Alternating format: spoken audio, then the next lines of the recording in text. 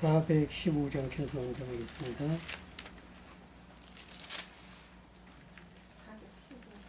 415장이요. 천수원은 292장.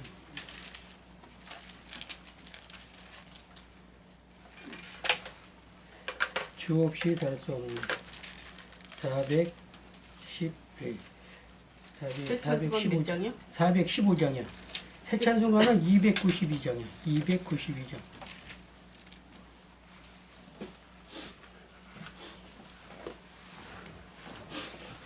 주 없이 설 수 없네 제 구주여 그 귀한 보배 피로 날 구속하시니 구주의 사랑으로 흘리신 보혈이 내 소망 나의 위로 내 영광 됩니다.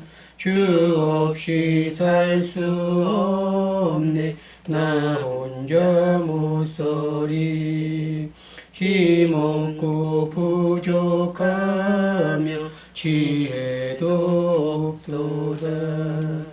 내 주는 나의 생명 또 나의 힘이라 주님을 의지하여 지혜를 얻으리.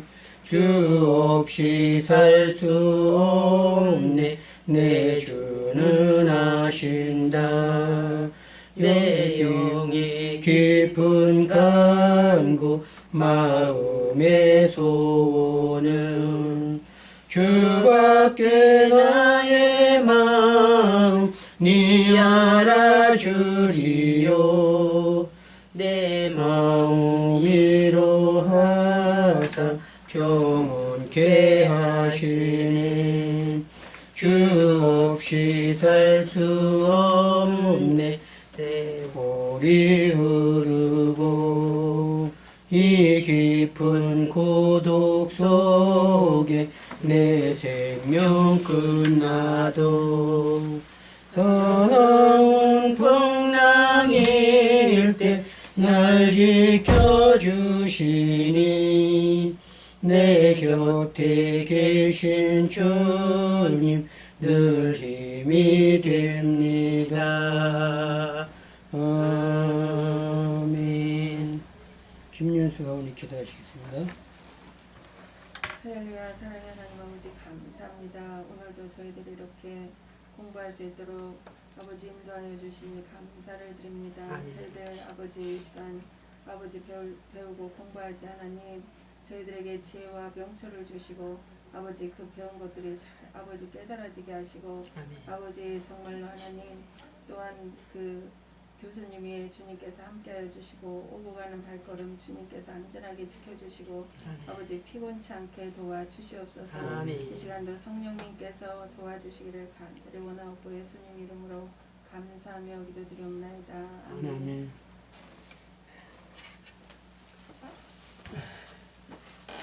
자, 드리시겠습니다. 네.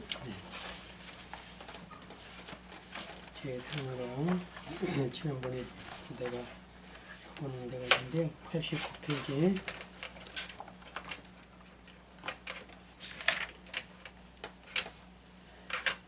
89페이지 2번 설교의 전문가가 되라 거기를 적인데 목회자는 하나님의 말씀을 대언하도록 부르심을 받은 종의 직분이다. 그러므로 하나님은 목회자들에게 충성을 요구하시는데 그 충성은 하나님의 비밀을 맡은 자로서의 직분을 잘 감당하였는지에 달려있다. 따라서 그 충성에 부합된 설교자가 되기 위해서는 설교의 전문가가 되어야 한다. 이 전문가라는 말은 어떤 그 분야에 있어서 남들이 따라오지 못할 정도의 그 분야에 있어서 이렇게 모든 것을 이렇게 잘 알고 또 경력이 많아서 그 분야에서 또 이렇게 특출하게 자기 맡은 일을 열심히 하는 그런 것을 이제 전문가라는데 우리는 이제 설교하는 사람이니까 설교의 전문가가 되어야 되고 또 이제 정치하는 사람은 정치의 전문가가 돼야 되겠죠. 회사를 경영하는 사람은 또 이제 회사 운영에 또 경영의 전문가 돼야 되고, 미술이나 체육이나 뭐 이런 거 다 하는 사람들도 그 분야에 있어서 전문가가 되어야지 뛰어나고 또 이렇게 좀 알아주고 그러는 것이지, 그냥 뭐 대충 해갖고 뭐 이름도 나타나지도 않을 뿐더러 하는 일에 있어서 또 이렇게 좀 부족할 수가 있는 것이죠. 그래서 전문가가 되는데, 전문가가 될 때 권위가 생긴다는 것이죠. 전문가라는 의미는 오로지 어떤 특정한 부분을 연구하여 그 부분에 특출난 사람으로 국어사전은 정의하고 있다. 그러므로 전문가라는 의미는 그 맡은 일에 있어서 만큼은 다른 사람들이 따를 수 없을 정도로 자신 있게 된다. 그렇게 될 때 사람에게는 권위가 함께 따르게 되는 것이다. 그렇죠. 예. 자기의 맡은 일을 열심히 하다 보면은 그 맡은 일에 자신감이 생기고 자존감이 생기고 또 남들이 따라오지 못하는 그런 모습을 볼 때 또한 권위가 이제 생기는 것이죠. 니네들이 암만 노력해봐라 나를 따라올 수 있나, 그런 어떤 자신감이 생기는 거죠. 설교도 마찬가지라는 것이죠. 그래서 자꾸 해보면은 이제 이렇게 다 잘할 수 있고 또 거기에 권위가 따라오게 된다는 것인데, 컴퓨터 전문가, 그 분야에 있어서 다른 사람보다 월등히 뛰어남. 양계 전문가, 다른 사람들이 따라올 수 없도록 계란을 썩지 않고 잘 부화시킨다. 요즘은 양계 뭐 잘 이제 이렇게 길러서 그냥 닭 뭐 이렇게 삼계탕 만드는 거 다 팔고 그러죠. 알을 내는 사람이 알을 내서 그 21일 동안 알을 풀모갖고 병아리가 나오잖아요. 근데 이제 지금은 그냥 뭐 그 유정란, 무정란 해갖고 이제 무정란은 병아리가 안 생기는 거잖아요, 그렇죠? 양계하는 사람들은 다 결혼 무정란으로 해갖고 그냥 파는데 이제 이렇게 하는 거고, 양계를 해도 이제 새끼 병아리를 까기 위해서는 유정란을 이제 모아가지고 21일 동안 이렇게 품게 되면은 어미닭에게 품게 되면 이제 병아리가 나오는데, 하여튼 컴퓨터 전문가나 양계 전문가나 또 모든 그 분야에 있어서 정치하는 사람이나 미술하는 사람이나 음악하는 사람이나 또 체육가나 다 그분에 있어 전문가가 돼요. 우리나라에 잘하는 그 손흥민 축구 선수 그 있죠.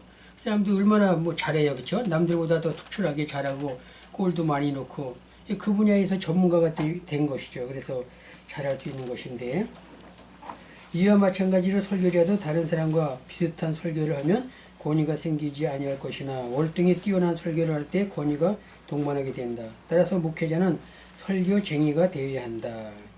이 사실 쟁이라는 것은 이게 욕이 아니에요, 그렇죠? 욕이 아닌데 예수쟁이, 뭐 옛날에는 그랬어요. 예수쟁이, 예수 잘 믿으면 예수쟁이라고 그러고, 또 뭐 설교자라면 설교쟁이, 또 뭐 이렇게 옛날에 그 그릇 같은 거 이렇게 떼려 다니는 사람 보고 땜쟁이라 그러고 그랬죠. 예. 쟁이가 이게 지금 이렇게 뭐 우리가 듣기에는 그냥 비속어고 또 욕같이 그렇게 들리는데, 사실은 그게 쟁이가 이게 원래는 좋은 말이에요. 왜? 그 분야에 있어서 남보다 잘할 수 있기 때문에 그런 쟁이자를 붙이는 거거든요. 쟁이, 예수쟁이 뭐 이런 식으로.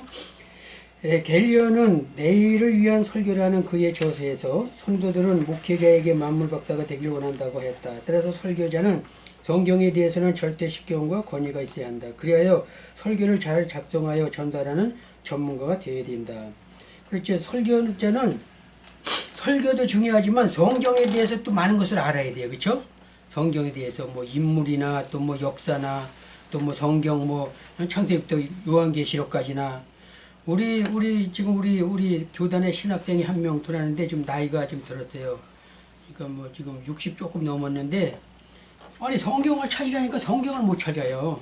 그래서 아니 왜 성경을 못 찾아요? 신학교 들을 정도 되면 이거 성경을 찾아갖고 스가랴서를 찾으라 했더니 스가랴서가 어디에 붙어 있는지를 몰라. 스가랴서가 어디에 있어요? 구약에 있잖아요. 신약에서 찾아, 신약에서. 소선지자. 네. 신약에서 찾고 있어서, 아니 그건 구약인데 신약에서 찾으면 어떻게 해요? 그러니까는 잘 모르는데. 그러니까 성경이 어디에 붙었는지도 모르고 그러면 안 돼, 이게. 그런 사람이 이제 신학을 하고 있는데, 뭐 나이는 좀 들었지만 이제 58년생이니까 지금 몇 살이야? 62세쯤 됐는데, 예. 그럼 뭐 100세 시대면은 뭐 거기에 되면 아직 젊은 거죠, 그렇죠? 아직 70도 못 됐는데. 근데 쩔쩔매고 못 찾아요. 그래서 이거 성경 좀 많이 보라고 보고 다른 건 몰라도 맨 앞에 보면은 창세기 출애굽기 맨 앞장에 있잖아요. 네, 그걸 외우고 맨날 그거 보라 그랬어요. 네. 네. 그래 그래서 내가 성경은 구약은 몇 권이고 신약은 몇 권이니까 그것도 몰라. 그러니까 이게 신학교 들을 정도 되면 그래도 신앙도 어느 정도 있고 신앙생활도 오래 했고 성경적인 지식도 어느 정도 있어야 되는데 아무것도 몰라갖고 들어갖고 이 신학을 하는데 참 그래서 답답하더라고. 아유 이렇게 해갖고 이거 언제 이렇게 해서 어떻게 설교는 제대로 할 수 있을까. 또 어떻게 그냥 뭐 하나님 일을 한다고 자기는 나름대로 들어서 열심히 한다 그러는데 이게 그런 식으로 해갖고 안 되거든요. 힘들거든요. 그래서 성경 지식을 어느 정도 알아야 돼요.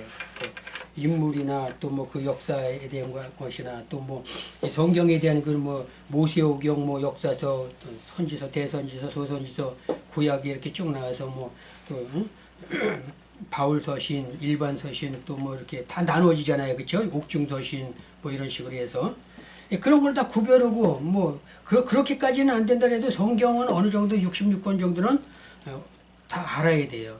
어디에 붙어 있는지도 알아야 되고. 그런 것도 몰라요. 그러니까 뭐 다른 건 더 모르는 거죠. 하여튼 그래서 열심히 이제 성경 많이 보고 열심히 하라 그러긴 했는데 하여튼 성경을 많이 알아야 됩니다. 그게 우리의 무기이기 때문에 군인은 뭐가 무기예요? 총이 무기잖아요.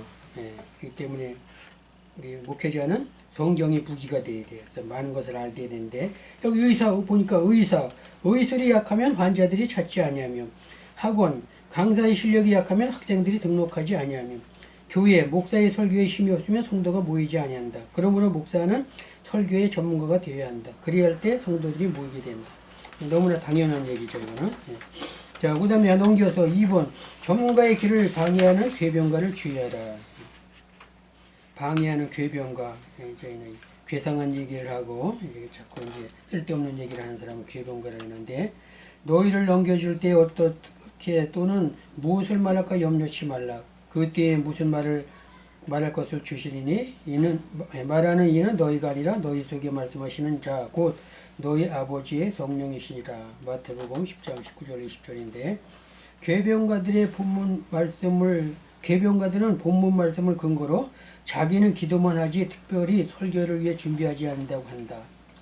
그러나 이들의 주장은 예수님의 제자들에게 내려주신 이 말씀의 참된 의미를 바르게 깨닫지 못하고 있음을 나타내고 있다. 이 말씀이 주어진 상황과 제자들의 자세를 살펴보면 다음과 같다. 자기는 기도만 하지 설교 준비를 안 한다는 것이죠. 설교 준비 안 하고 설교할 수 있나요? 이게 말이 안 돼요. 설교 준비는 반드시 해야 돼요. 그리고 성령의 도움을 받아야 돼요. 설교 준비 안 하고 와서 설교 준비 안 하고 무슨 얘기 할 거예요? 설교 준비 안 하면 다른 얘기 할 수밖에 없어요. 다른 얘기, 세상 얘기, 뭐 정치 얘기, 뭐 또 그런 거, 그런 세상 돌아가는 얘기, 그런 거밖에. 그런 건 뭐 다 상식적인 얘기고 성경이 아니기 때문에 이게 올바른 말씀이 될 수가 없는데. 자, 근데 여기 보면은 제자들이 배운 것을 오해하고 있다. 예수님의 제자들은 주님의 공생의 기간인 3년 반 동안 배우고 열흘간 기도 후 사도행전 1장 14절 22장 1절로 3절에 성령의 강림하심을 입었다. 그러므로 제자들은 3년 반 동안 철저하게 말씀을 배웠을 뿐만 아니라 성령 강림하시기까지 열흘 동안 철저하게 기도하는 생활이었다. 그러므로 기도만 할 뿐 설교를 위한 특별한 준비를 하지 않는다고 그들의 주장은 이와 같은 사실을 부정하는 것이다. 제자들을 보고 제자들이 뭐 설교 준비도 안 하고 그냥 뭐 이렇게 말씀을 전하는 것으로 그렇게 오해를 하는데 그렇지 않다는 것이죠. 이미 예수님의 제자들은 예수님을 공생애 동안 3년 반 동안 따라다니면서 이미 다 그 모습이나 설교하는 것이나 말씀을 통해서 다 이미 배웠다는 것이죠. 그래서 그 배운 것 가지고 또 이제 성령 충만한 가운데 말씀을 전한 것인데 궤변가들은 그런 걸 이제 오해한다는 것이죠. 제자들이 배운 것을 오해하고 있다. 두 번째는 본문의 상황을 이해하지 못하고 있다. 본문의 말씀이 제자들에게 주어진 상황은 복음 전파를 위하여 그들을 파송함에 있어 총독들과 임금들 앞에 끌려가서 무슨 말로 핍박을 받을지 모르는 상황이 주어질 것을 염두에 두고 하신 말씀이다. 따라서 본문의 말씀을 근거로 설교를 준비하지 아니하고 성령이 인도로만 하겠다는 맹신론적인 자세는 올바른 설교의 자세가 아님을 분명히 안다. 성령이 인도하는으로만 받아서 설교하면 참 좋죠. 근데 이게 맨날 그렇게 되질 않아요. 준비를 해도 어떤 때 그냥 막 뭐 그냥 더듬고 그냥 설교가 잘 안 되는데, 준비를 잘해도 준비도 안 하고 성령의 도움만 받아갖고 하겠다는데, 뭐 성령이 도와주시겠죠. 근데 성령이 안 도와주는 날은 무슨 말 할까요? 이게 못하는 거예요. 그렇게 되면. 그렇기 때문에 준비할 건 우리가 준비하고, 또 공부할 건 공부해서 많은 것을 성경 지식을 알아야 말씀을 전하는 것인데,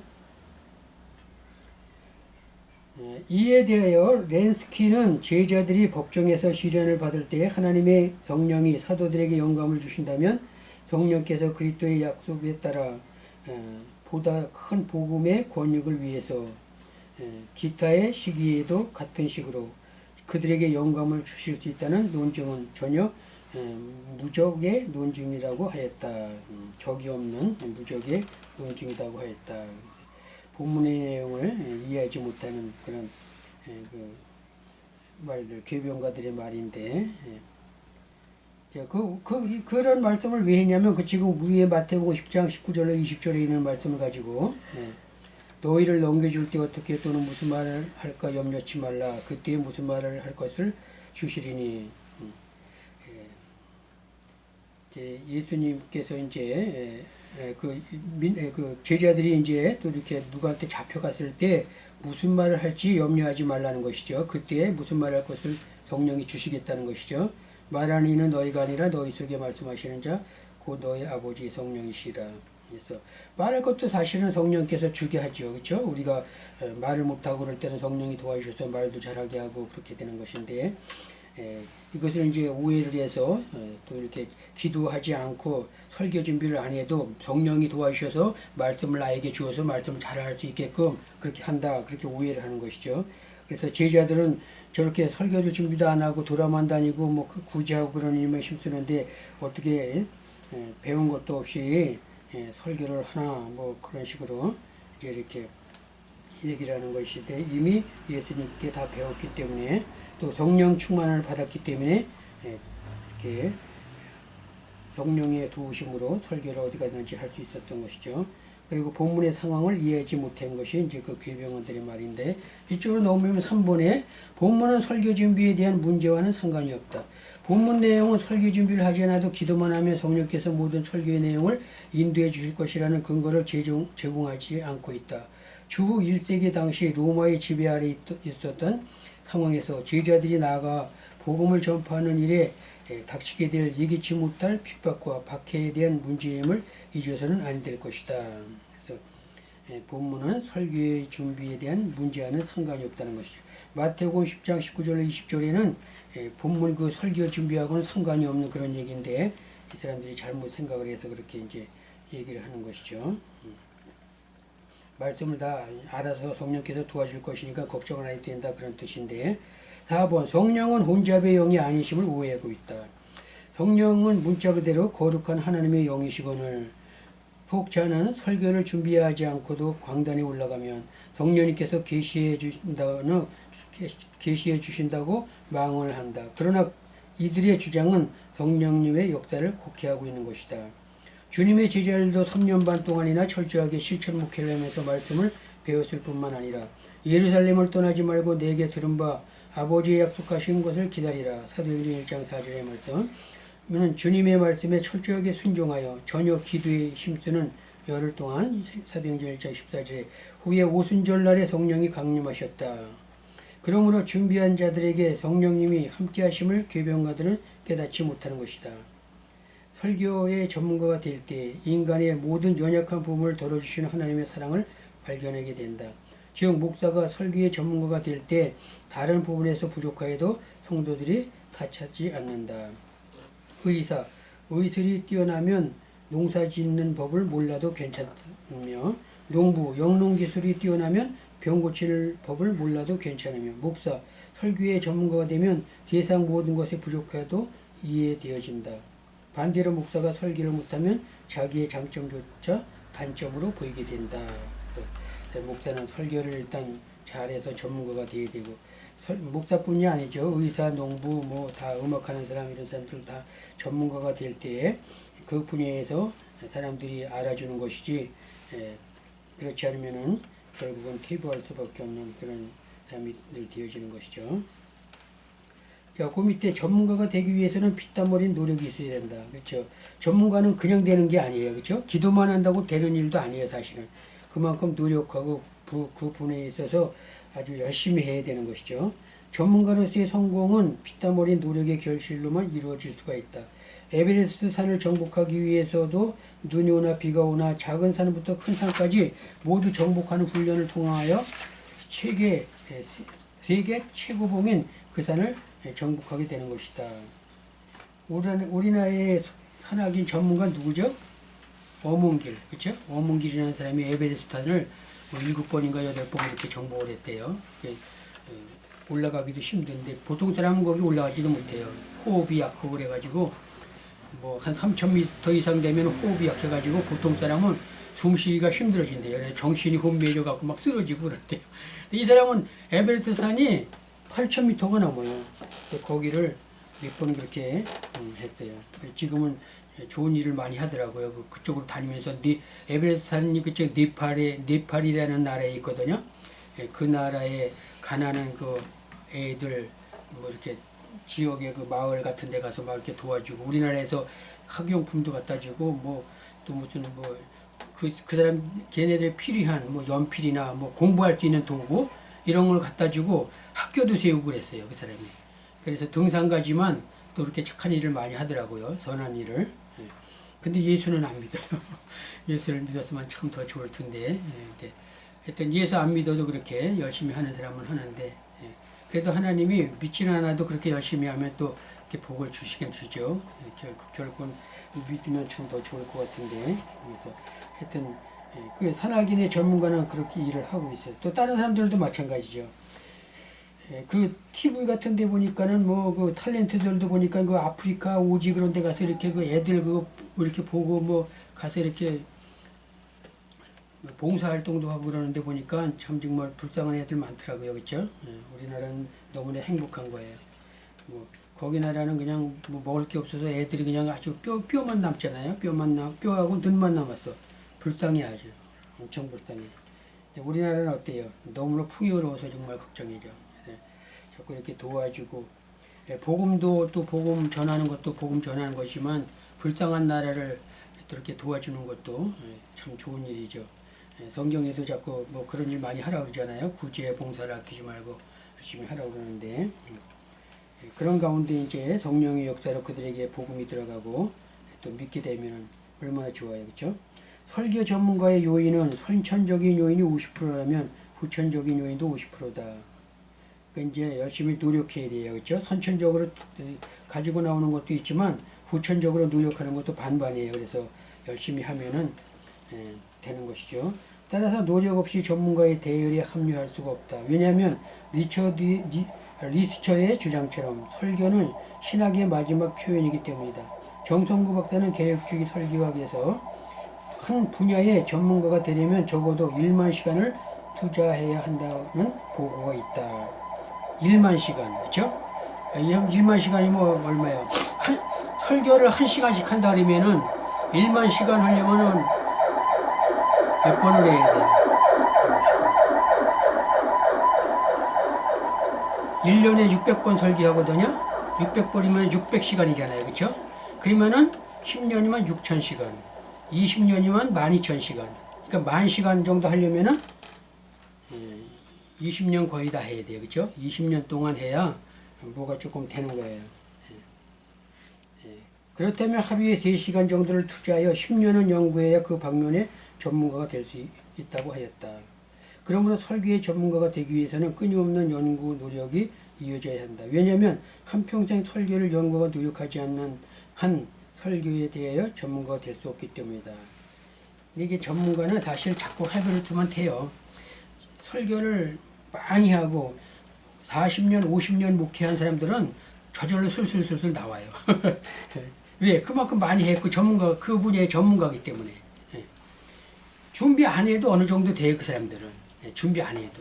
왜 성경을 설교를 많이 하고 성경을 많이 보고 또 기도도 많이 하고 50년이면 이게 짧은 시간이 아니잖아요. 그렇죠? 100년 산다고 치고 반평생을 그렇게 노력한 건데 그러니까 그만큼 많이 이제 설교도 하고 성경을 접했기 때문에 다른 사람이 따라올 정도로 이렇게 전문가가 되는 것이죠. 그래서 정성구 박사 지금 여기 가끔 나오는데 이 정성구 목사도 설교하기 아주 대가예요. 설교 잘하고 은혜스럽게 하고 또 칼빈주의를 연구했고 우리 장로교는 칼빈주의잖아요. 그렇죠? 칼빈주의는 뭐냐면은 하나님 절대주권 모든 것은 하나님의 주권에서 움직이는 거예요. 근데 반대로 알미니안주의라는 게 있어요. 알미니안주의는 인본주의, 인간 중심으로 신앙생활하고 인간 중심대로 뭐든지 다 하는 거예요. 근데 알미니안주의는 이제 신신학자들 또 죄송한 얘기지만 감리교 같은 사람들은 알미니안주의 성향이 아주 깊어요. 그래갖고 자기네들이 믿으면 구원받고 믿지 않으면 구원받지 못한다. 맞는 말이에요, 틀린 말이에요? 맞는 말이죠. 그들의 주장이면 맞는 말이에요. 내가 믿고 싶으면 믿어서 구원받는 것이고 믿기 싫으면 믿지 않아서 구원 안 받는 거고 그 주권은 나한테 있고 사람한테 있다는 거예요. 근데 우리 장로교는 아니에요. 하나님 줄 때 조건. 신앙도 하나님이 믿게 해야 믿고 구원받는 것도 하나님이 구원받게 해야 하는 것이 내 의지와 내 힘으로 안 된다는 것이죠. 이게 하나님 장로교의 하나님 절대 주권주의, 칼빈주의. 그래서 그만큼 신본주의. 모든 것을 하나님께 맞추는 거예요. 다 모든 것을. 그래서 인본주의하고 신본주의가 조금 그렇게 좀 다른데 칼빈주의 학자인 정성구 박사 이렇게 훌륭한 목사님이죠. 거의 뭐 강의설교 잘하는 장두만 박사라든지 장신대에 또 누구야 장신대 장 또 무슨 목사님이 있는데 그 목사님도 훌륭한 목사님이고 이렇게 훌륭한 목사님들이 많이 있죠. 자, 이쪽으로 넘어와서 3번 설교가 취미가 되라. 누구든지 다 취미는 있죠. 그렇죠? 취미가 다 있어요. 어떤 사람은 바둑을 좋아하고 장기를 좋아하고 또 어떤 사람은 뭐 무슨 만드는 거 그런 걸 좋아하고 또 여러분들은 여자분들이니까 뭐 뜨개질 그런 것도 많이 해봤을 거 아니에요. 그렇죠? 뜨개질 그런 거 해서 뭐 이렇게 뭐 그 수세미 같은 거 만들어서 이렇게 또 그냥 뭐 쓰기도 하고 팔기도 하고 그러더라고요. 하여튼 뭐 여자분들도 그렇고 남자도 그렇고 취미가 다 있어야 돼요. 취미가 없다면 이게 참 정말 삶이 피폐해요. 뭐든지 다 한 가지씩 취미는 있을 거예요. 그렇죠? 나는 이제 취미라면 이제 여행하는 걸 좋아해요. 여행. 그렇다고 맨날 놀러 다니는 거 아니라 그런 거를 좋아하기 때문에 시간 날 때마다 이제 뭐 산에도 한번 가고 바닷가에도 한번 가고 이제 그러는데 너무 또 거기 빠지면은 그쪽 분야로 전문가가 되면 이게 곤란해요. 목사들은. 왜냐면은 그런 데 빠지면 뭐 그냥 맨날 놀러 다니고 뭐 그럴 거 아니에요. 어떤 목사님은 낚시에 미쳐갖고 주일도 모르고 그냥 주일도 그냥 뭐 못 지키고 그런 목사들이 있는데 인천에 그런 목사님이 한 분 계셔요. 인천에 나도 잘 아는 목사님인데 고원축 목사님인데 낚시 갔다가 주일인지 몰라고 사모님이 전화해갖고 어디 계시냐고 오늘 주일인데니까 오늘이 주일이야? 나 바닷가에 지금 낚시질 하고 있는데 사모님한테 그날 아주 혼났대요. 그래갖고 그렇게 낚시를 좋아해요. 시간 가는 줄을 몰라요. 그래가지고 그냥 뭐 낚시꾼들 보니까는 저녁에 가면은 밤새도록 낚시해요. 그리고 또 잠깐 눈 묻히고 또 그 이튿날 하루 종일하고. 우리 처형이 그러니까 나한테는 이제 형님이죠. 처형의 남편이니까 낚시를 아주 그렇게 좋아해요. 낚시를. 낚시 도구도 아주 돈이 많이 들더라고요. 그게. 그래서 그 나이가 지금 많아서 낚시 도구를 나보고 나보고 좀 낚시를 하라 그랬는데 난 그 낚시할 시간 없다 그래서 이제 낚시는 안 하는데 그것도 이제 뭐 취미죠. 취미인데 나는 취미를 가져도 그런 취미는 좀 그런 것 같아요. 왜냐면은 그냥 하루 종일 물리거나 말거나 하루 종일 그냥 이거 낚싯대 붙잡고 있어야 돼요. 그 시간 가지면은 얼마나 뭐 다른 걸 얼마든지 할 수 있는데 근데 그 사람들은 그게 취미이기 때문에 그걸 그냥 그렇게 하는 거예요. 그래서 뭐 10시간 기다렸다가 한 마리라도 건지면은 그걸 그렇게 좋아하고 기뻐하는 거예요. 그게 취미예요. 근데 우리는 그렇게 못하죠. 그리고 성질도 급할 뿐더러 성격도 급해서 빨리빨리 잡으면 몰라도 10시간, 20시간씩 어떻게 기다려요. 물지도 않는데. 근데 그 사람들은 그걸 해요. 참 그래서 어떤 때 보면은 아니 참 정말 할 일도 되게 없다. 아까운 시간을 그냥 그렇게 허송세월 이렇게 낚시만 하고 돈도 벌어야 되고 여러 가지 생활이 있는데 근데 낚시하는 사람들은 거기에 미치니까 그렇더라고요. 뭐든지 다 그렇죠. 또 또 다른 거 한 가지 또 있는데 그건 뭐냐면 하토. 그죠? 노름 좋아하는 사람은 그 하토를 하는데 우리 저기 총무 목사님 한 분이 계신데 손가락 이렇게 잘라줬어. 그래서 이제 악수를 할 때마다 이게 자꾸 이게 잘 안 잡혀져 이쪽 손이. 왜 그러냐니까 하토로 하다가 이제 죽어도 안 하겠다고 이걸 잘랐대요. 저기 작두에다 넣고 그 시골에 가면 이게 소염을 쓰는 작두가 있어요. 이렇게 얘가 작두 여기 풀 같은 거 이렇게 하는 그 약방에도 가면 그 조그만 작두 그런 거 있잖아요. 거기다 그냥 놓고 이렇게 잘랐대요. 근데 난 죽어도 이제 노름 안 한다. 그래갖고서 이제 여기가 이렇게 매디가 없다고 여기가 이렇게 동그란데 그래갖고 지금 그 노름은 안 하죠. 그리고 목사가 된 거예요. 그런 사람이 많아요. 그런 사람이 여럿이 있더라고요. 취미가 그런 쪽으로 취미가 되면은 끊지를 못하는 거죠. 술 좋아하는 사람, 또 뭐 담배 좋아하는 사람 이런 거 다 끊기가 힘들잖아요, 그렇죠? 그런 것도 어떤 의미에서는 다 취미거든요. 자기 어떤 기호이기 때문에 그래서 알코올 중독도 되고 담배도 너무 많이 피워서 그냥 아주 이주일 그 코미디언이 담배 많이 먹어서 죽었잖아요. 근데 그렇게 하여튼 취미가 건전하고 좋은 취미를 가져야 되는데 이렇게 좀 자기 몸에 해로운 취미를 갖게 되면은 그게 좀 좋지 않은 거죠. 가정에도 또 자기 자녀에도 큰 영향을 미치게 되는데 자 좀 보겠어요. 본문으로 돌아가서 인간은 누구든지 생활의 현장에서 취미로 하는 일의 능률이 매우 좋은 결실을 나타내게 된다. 왜냐하면 그것은 취미가 인간의 욕구를 충전시키기 때문이다. 따라서 올바른 설교자는 설교가 취미로 받아들여질 때 설교의 전문가가 될 수가 있다. 설교가 취미로 될 때 행복한 설교자가 된다. 안병욱 교수는 취미가 직업적인 사람은 행복한 사람이라고 하였다. 설교를 취미로 삼는 사람은 정말 행복한 설교자요, 목회자가 될 것이다. 왜냐하면 그 설교에는 하나님의 능력과 사랑이 함께하는 힘있는 설교가 될 것이기 때문이다. 그래서 설교를 하면은 사람이 좀 많이 모이돼서 설교하면은 좀 신이 나요, 사실은. 사람이 없는 것보다. 그래갖고 사람이 한 100명, 200명 많이 모였으면은 저절로 힘이 나. 그래갖고 그냥 열심히 하는데 사람이 그냥 몇 명밖에 안 되면은 힘이 없어요. 기운이 없고. 근데 그래서는 안 되는데 하여튼 설교자는 그래도 하여튼 설교하는 것이 이게 행복으로 또 느껴지고 취미가 되어야 되는 것인데 설교 준비를 율법적으로 하면 설교를 율법적으로 준비하는 사람은 불행한 사람이다. 왜냐하면 설교만 생각하면 항상 고통만 느낄 뿐이기 때문이다. 이들의 설교는 할 수 없이 목사이니까 설교 시간이 닥쳐오니까 등 의무 수행으로 한다. 그래서 사실 이게 목사는 설교에 스트레스 받을 때가 많아요. 설교가 그냥 뭐 아주 밥 먹으면 또 그냥 금방금방 돌아오는 거야. 하고 나면 또 바로 돌아와요. 이 설교 스트레스가 엄청나요. 그래서 또 무슨 설교라지. 여러분들도 가족을 위해서 밥상 차리고 그럴 때 반찬 없고 그럴 땐 한 번씩 저기 하잖아요. 생각을 하게 되잖아요. 그렇죠? 반찬도 없는데 뭘 해서 먹어야지.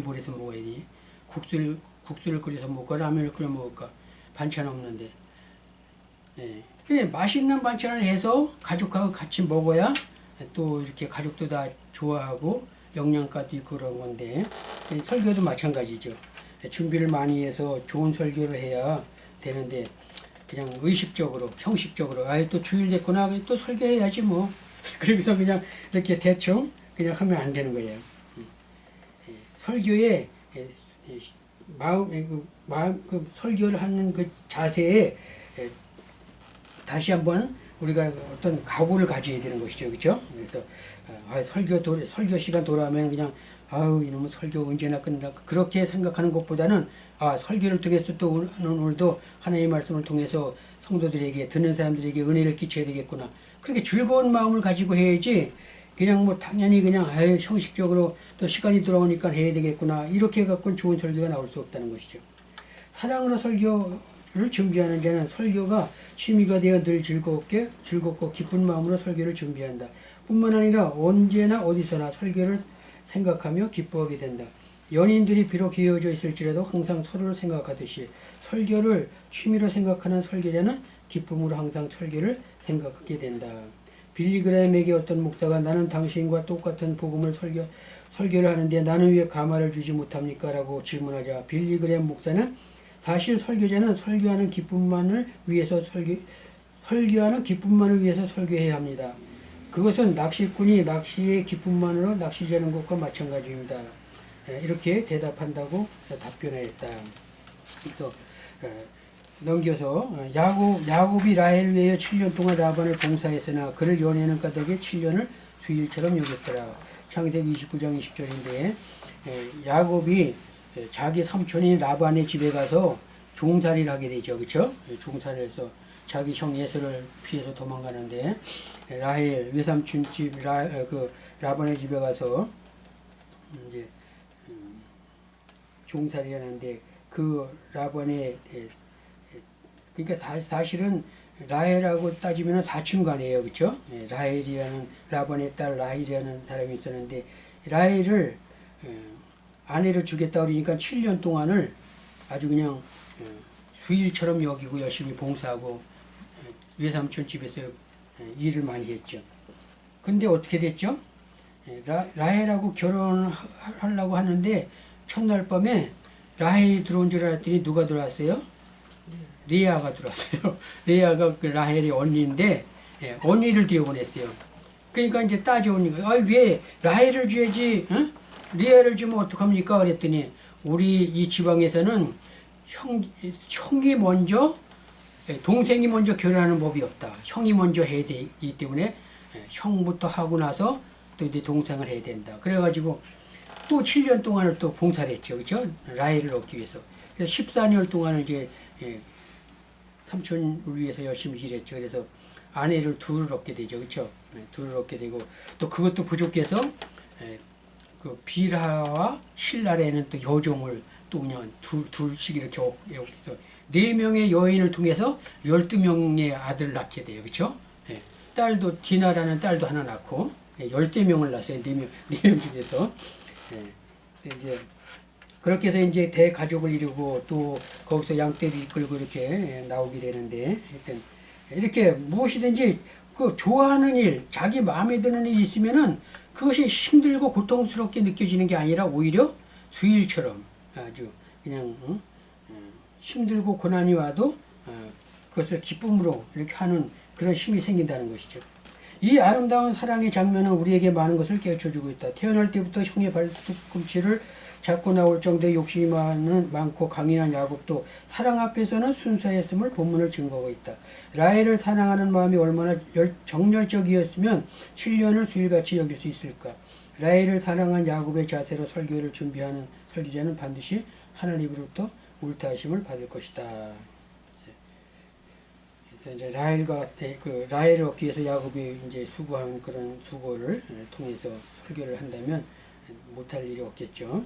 취미는 모든 것보다 우선한다. 인간은 누구든지 취미 생활 열정이 모든 것보다 우선하게 된다. 하나님의 말씀을 대언하는 설교자는 스포츠, 관광, 여행, 친목, 모임, TV 시청 등이 모든 것보다 설교가 우선되어야 한다. 왜냐하면 설교가 기다려지는 목회자, 주일날 설교의 시간이 기다려지는 목회자 반드시 성공할 것이기 때문이다. 따라서 설교자는 설교보다 우선되는 것이 있다면 그 설교는 생명력을 잃게 될 것임을 명심하며 하여 한편의 설교를 최우선의 과제로 삼아야 할 것이다. 그렇게 될 때 설교를 들은 청중들에게 놀라운 신앙의 변화를 일으키게 한다. 무엇보다 설교보다 앞서가는 것이 있으면 안 된다는 것이죠. 그래서 주일 설교를 다 준비해 놓고 뭐 어딜 다니든지 해야지 준비 안 하고 어디 다니면 늘 불안해요. 설교 중에 못했는데 자꾸 머릿속에 그게 그냥 떠올라서 어디 가서도 일이 안 되는 거예요. 그래서 설교 준비를 다 해놔야 좀 마음이 풀리고 또 이제 주일날 다가올 때 설교를 이제 잘 할 수 있는 것인데 그래서 취미는 모든 것보다 우선한다. 설교는 모든 것보다 뒤쳐서는 안 되고 설교를 우선으로 해야 된다 그런 뜻이죠. 3번 취미는 설교 작성의 능력을 배가시키기 때문이다. 일상생활에서도 의무감이나 부담감을 가지고 억지로 하는 일에는 그 열매가 적을 것이지만 사랑과 감사함으로 하는 일에는 그 열매가 풍성할 것이 사실이다. 이와 마찬가지로 설교를 준비하고 선포하는 일이 사랑과 감사하는 마음으로 취미가 될 때 설교의 내용에 능력이 나타나며 그 설교로 말미암아 많은 열매를 맺게 될 것이다. 그래서 설교는 자꾸 준비를 해야 돼요. 내가 기도하고 준비하고 자꾸 해야지 남이 것 갖고 해갖고는 안 돼요. 그거는 내 설교가 아니잖아요. 그렇죠? 남이 만들어 놓은 설교 가지고 백날 해봐야 그건 내 것이 아니기 때문에 은혜가 안 돼요. 그래서 만약에 그걸 남의 걸 가지고 내 걸 만들기 위해서 하면은 수백 번 그냥 연구하고 노력하고 읽고 그냥 그래서 그걸 내 걸로 만들어서 내가 은혜가 되면 그거 갖고 해도 이제 뭐 어느 정도 되겠죠. 근데 그냥 남의 거 갖고 그냥 나와서 이렇게 하는 것은 그건 내 설교이기 때문에 절대 은혜가 안 됩니다. 못하더라도 말이 더듬고 못하고 그냥 쩔쩔매더라도 내가 그냥 성경 읽고 그 성경 이렇게 가지고 하는 게 그게 하나님은 기뻐하셔요. 남의 것 갖고 하면 안 돼. 그래서 못해도 괜찮아요. 그래서 정 못하면은 성경 읽어요. 그냥 성경. 내가 늘 그러잖아요. 설교 정 못하면은 성경 읽고 요한복음 1장 1절부터 12절까지 읽고 읽은 것 가지고 여러분들이 은혜 받으세요. 근데 이것도 한두 번 정도 써먹이지 맨날 그런 걸 식으면 안 되죠. 그러면 우리 목사님 또 맨날 저런 식으로 해갖고 교회 다 떠나요. 그거는. 그러니까 설교 준비가 못하고 급하고 또 이제 아무것도 그냥 하얗게 그냥 생각이 안 나고 그럴 때는 그냥 성경 읽으면 돼요. 그래도 설교 못하는 것보다 그게 나아요. 왜? 성경은 틀린 게 아니잖아요. 내 말이 아니고 가짜가 아니잖아요. 그렇죠? 예. 그러니까 성경 그대로 읽으면 되는 거. 뭐 마태복음을 읽든지 뭐 누가복음을 읽든지 구약을 이사야에서 읽든지 어느 정도 한 뭐 대여섯 장 읽으면은 한 10분 15분 되잖아요.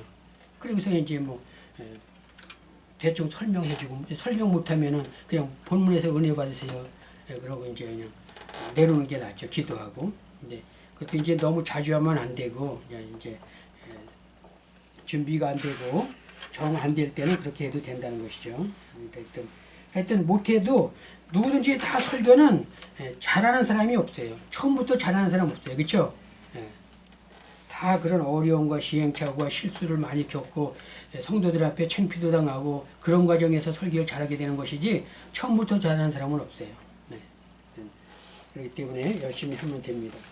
창피한 거 생각하고 그냥 안 하려고 그러는데 그 안 하면은 더 못하게 된다니까요. 그런 과정을 겪어야 잘하게 되는 거예요. 뭐든지 다 그렇잖아요. 그렇죠? 우리 모든 삶에 있어서도. 어린아이 과정이 있어갖고 장성화해서 어른이 되는 과정이 있듯이 설교도 마찬가지예요. 그냥 뭐 처음부터 잘하려고 노력하고 그러면은 그게 잘하는 것 같은데 잘하지 못해요. 점점 더 못하게 돼요, 오히려. 그래서 못하는 것 가지고 해야 점점 잘해지는 것이지 잘하는 것 가지고 맨날 잘하려고 하면 더 못해진다니까.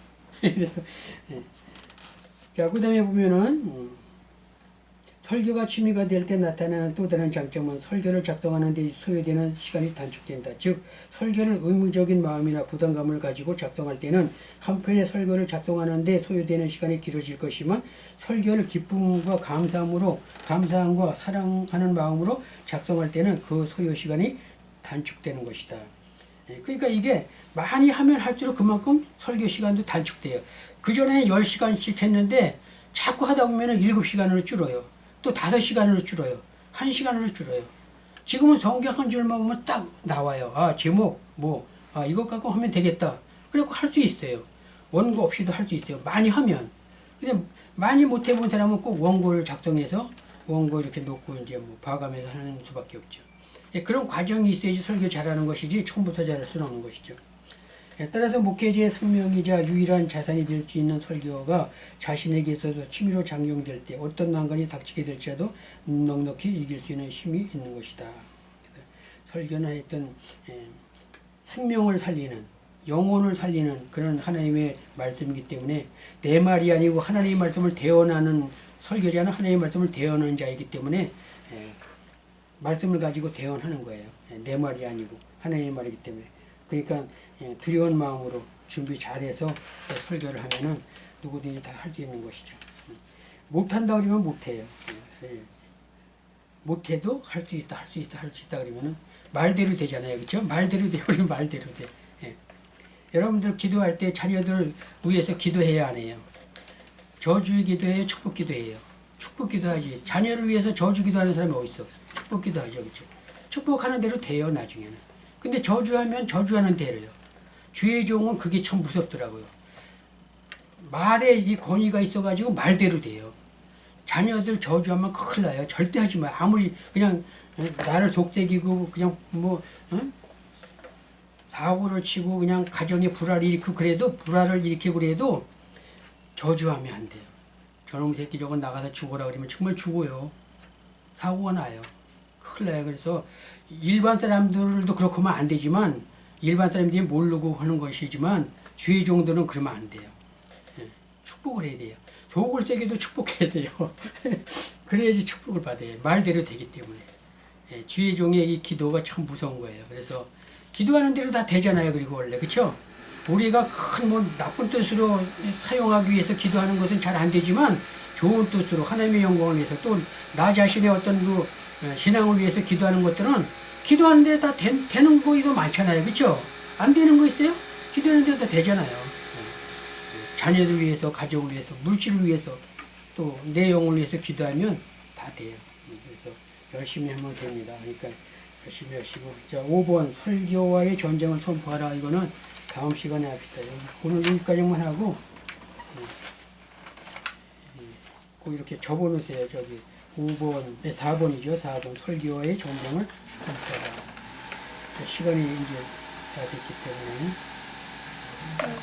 네. 식사는 1시부터 여기서 하세요? 식사. 예, 먹어요. 네.